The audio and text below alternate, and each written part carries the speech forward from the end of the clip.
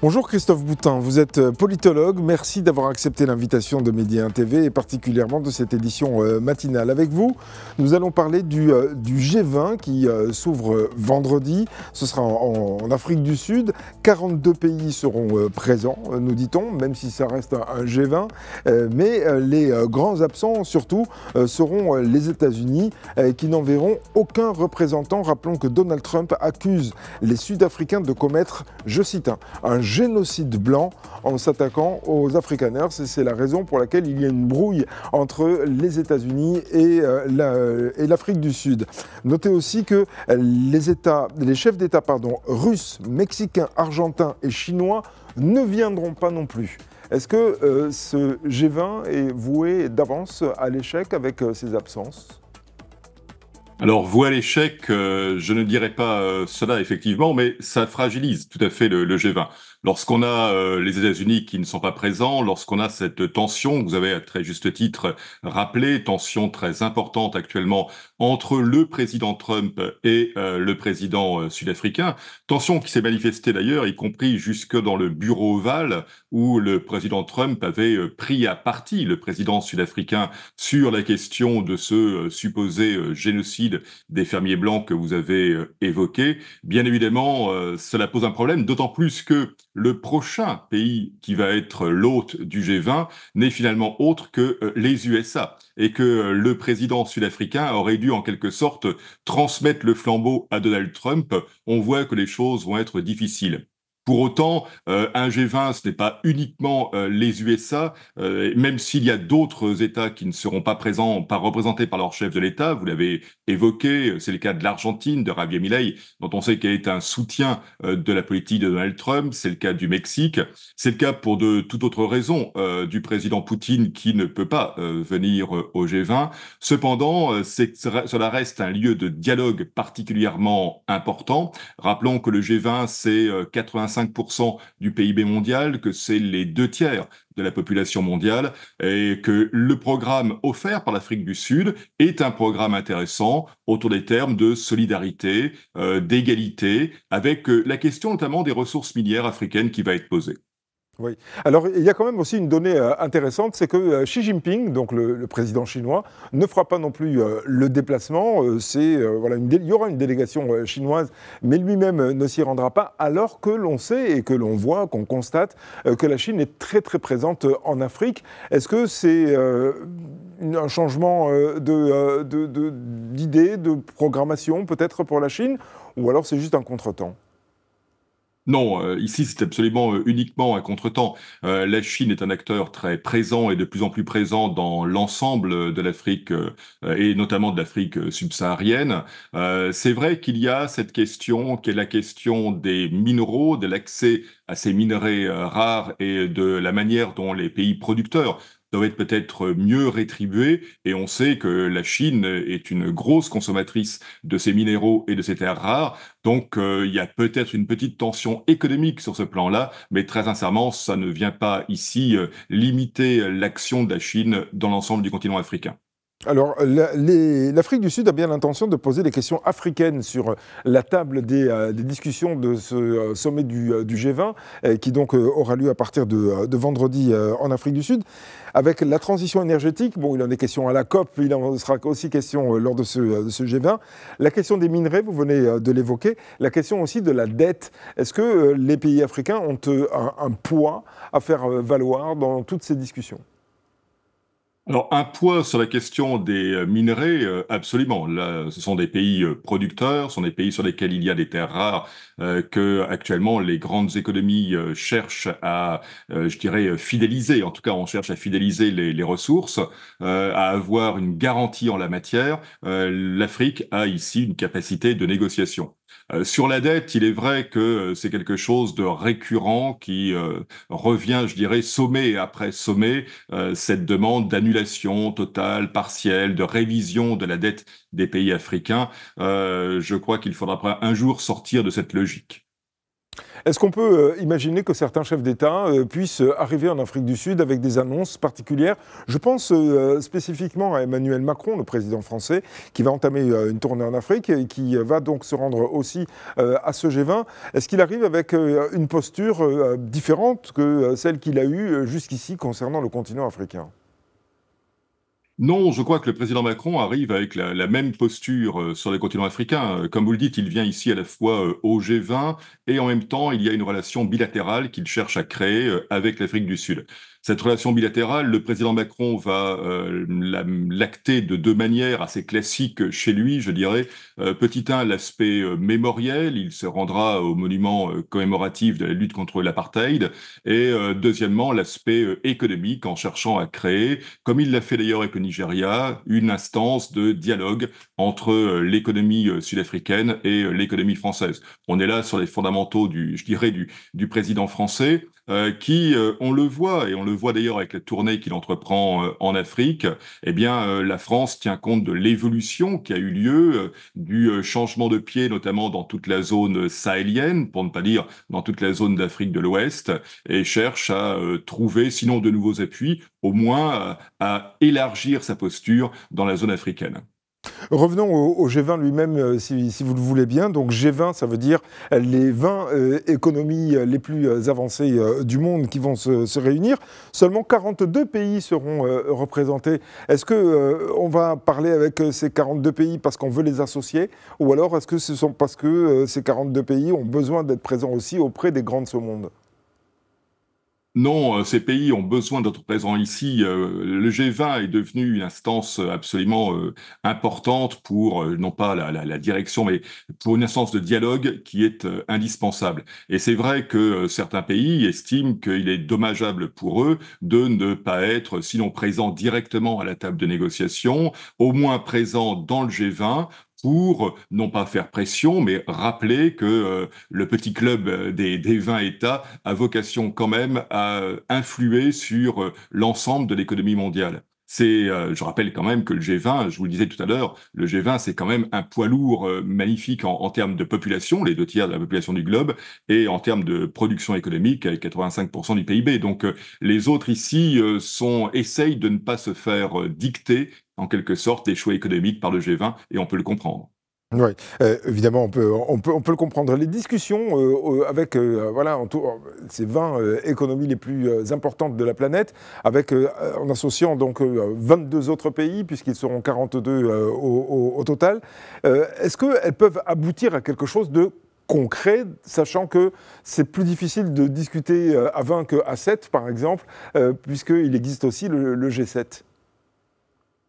Alors, c'est plus difficile de discuter à 20 qu'à 7, c'est bien certain. Plus vous êtes nombreux, plus il est difficile de trouver un consensus.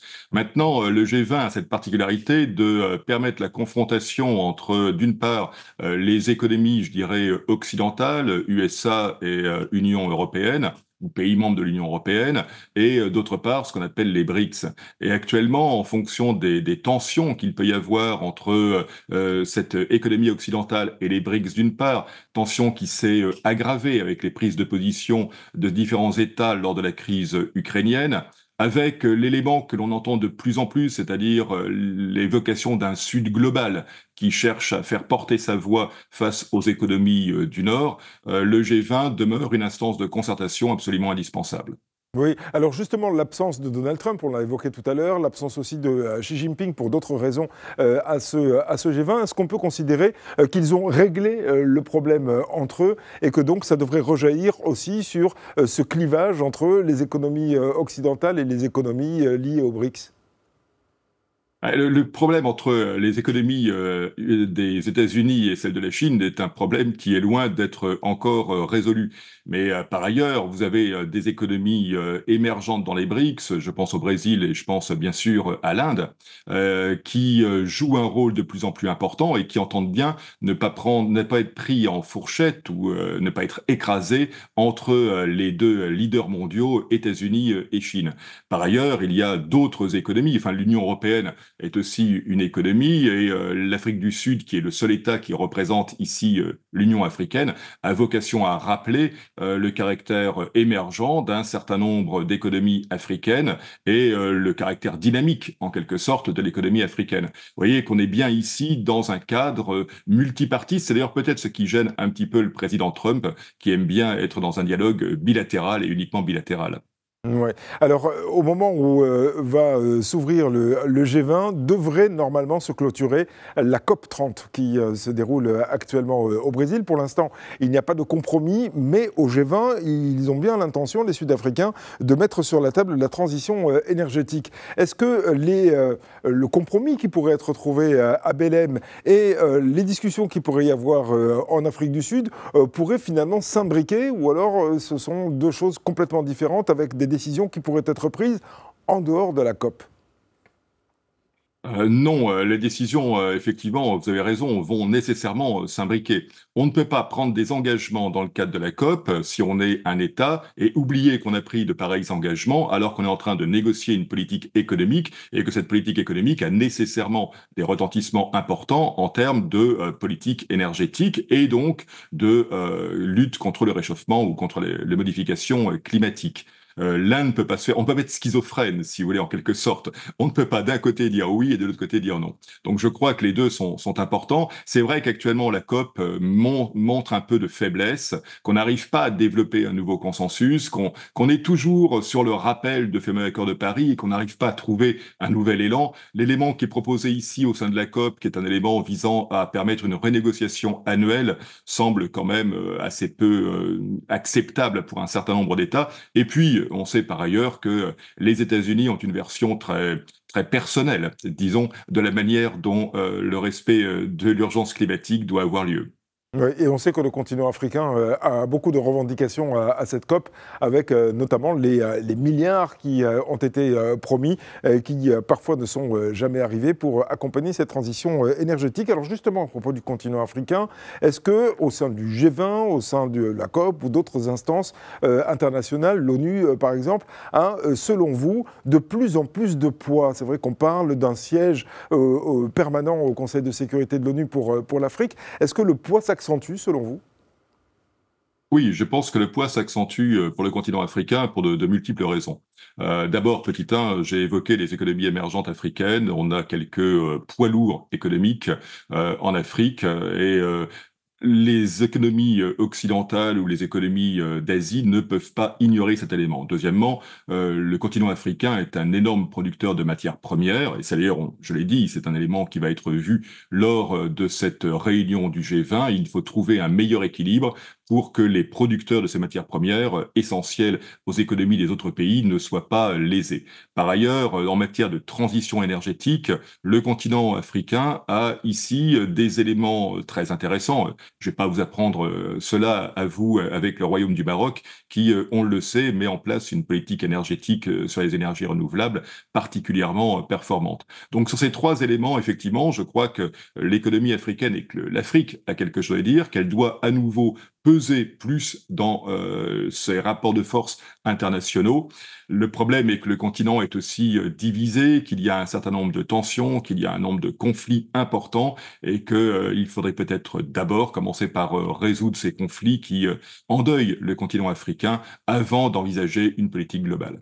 Oui. Alors plusieurs pays du continent africain, toutefois, cherchent à accentuer leur souveraineté et particulièrement aussi sur les richesses qu'ils possèdent dans leur sol, en créant la valeur ajoutée en interne, si j'ose dire, c'est-à-dire dans le pays pour pouvoir exporter ensuite, non pas des matières premières, mais des produits finis. Est-ce que ça aussi, ça peut créer des dissensions avec d'autres pays, d'autres économies? Je pense aux économies occidentales ou aux économies comme la Chine, par exemple, qui s'intéresse davantage aux minerais, finalement, qui veut acheter de la matière brute, alors que la souveraineté voudrait que ce soit des produits finis. Donc là aussi, est-ce qu'il n'y a pas finalement une différence de point de vue? Vous avez tout à fait raison. La question de la transformation du produit sur le territoire où il a été produit, et donc de l'exportation, non pas de la matière brute, mais d'un produit fini, c'est une énorme valeur ajoutée pour l'économie qui réussit à faire cette transformation, c'est évident.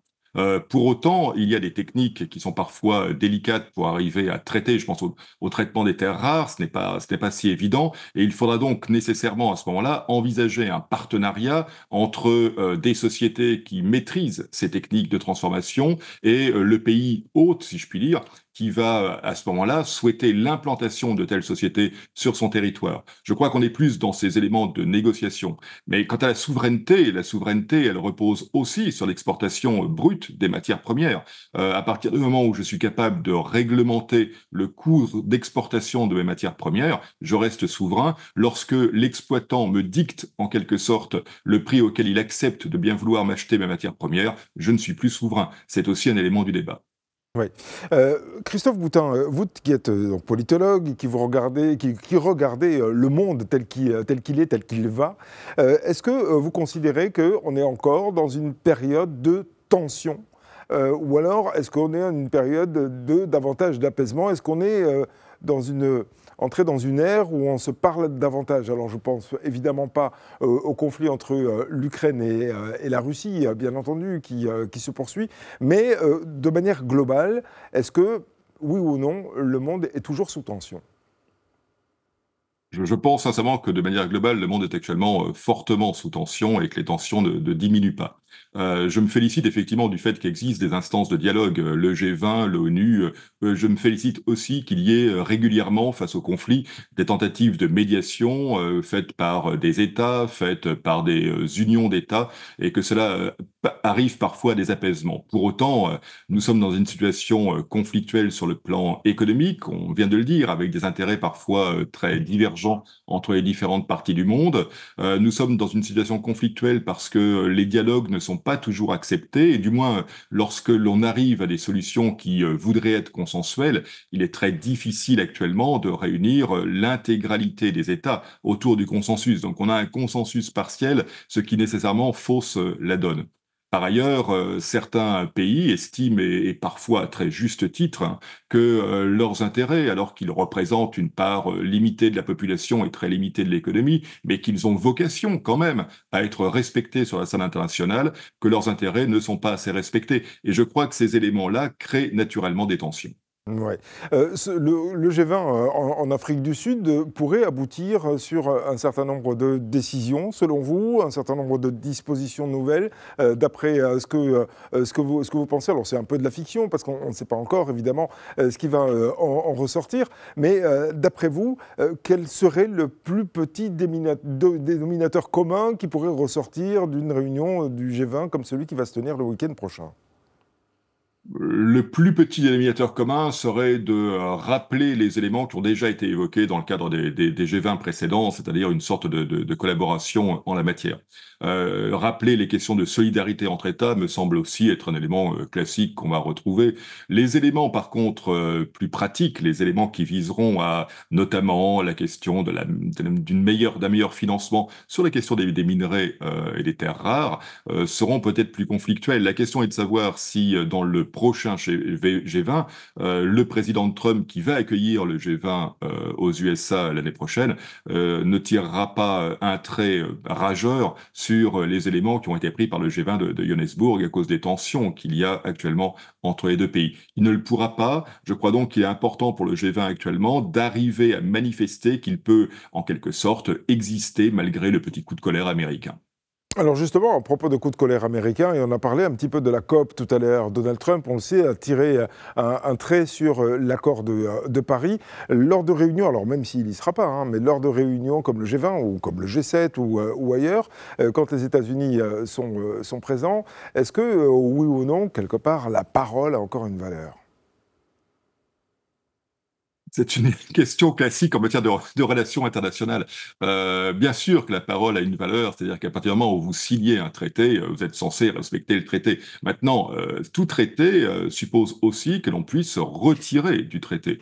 Donc, tant qu'on le fait dans les règles, je dirais, du droit international, c'est-à-dire lorsqu'on respecte le traité, qu'on respecte ses engagements petit 1, et deuxièmement, lorsqu'on respecte les règles internationales pour sortir du traité, il me semble que la parole, en ce sens, est ici respectée. Lorsqu'il s'agit d'un coup de colère et de déchiqueter un traité ou d'expliquer, comme le font parfois certains pays, de l'expliquer ou en tout cas de le faire dans les faits, c'est-à-dire signer un texte et ne rien réaliser, je crois qu'il y a un vrai problème. Maintenant, sur un certain nombre de points, et je pense notamment à la protection de l'environnement, on voit de plus en plus les juges nationaux et les juges internationaux intervenir pour obliger finalement les États à respecter leurs paroles, à respecter leurs engagements et les sanctionner lorsqu'ils ne mettent pas en œuvre des politiques qui, justement, sont destinées à ce respect de leurs paroles et de leurs engagements.